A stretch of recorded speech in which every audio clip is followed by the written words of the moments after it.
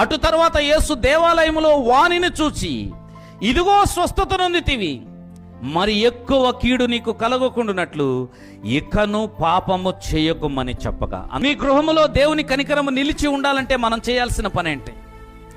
పరిశుద్ధుడైన దేవుడు పరిశుద్ధమైన ప్రాంతంలోనే నివసిస్తాడు. మొదట నిన్ను పరిశుద్ధపరిచాడు, నీ యొక్క పాపమును కడిగి పవిత్రపరిచాడు. యేసుక్రీస్తునందు విశ్వాసం ఉంచినందువలన నీవు ఆయన రక్తంలో కడగబడిన అనుభవంలోనికి వచ్చావు. నీవు పరిశుద్ధపరచబడిన తర్వాత నీ జీవితాన్ని గురించి ఒకసారి ఆలోచన చేయాలి. చాలా మంది పరిశుద్ధపరచబడటంతో సరిపోయింది, ఇక మేము పరలోకానికి వారసులమే కదా, దేవునితో కూడా ఉండటానికి వారసులమే కదా, ఇక మాకు తక్కువైనది ఏంటి అని ఆలోచన చేస్తున్నారు. కానీ ప్రభు కోరుకుంటున్నదేంటో అర్థం చేసుకోవట్లేదు. దేవుని కనికరాన్ని పొందిన నీవు, దేవుని కృపను పొందిన నీవు ఇక అధికమైనటువంటి కీడు కలగకుండా ఉండటానికి, మరి ఎక్కువ కీడు నీకు కలగకుండా ఉండటానికి పాపము చేయకుండా ఉండటం చేయాలి. బైబిల్ ఏం చెప్తుందో తెలుసా?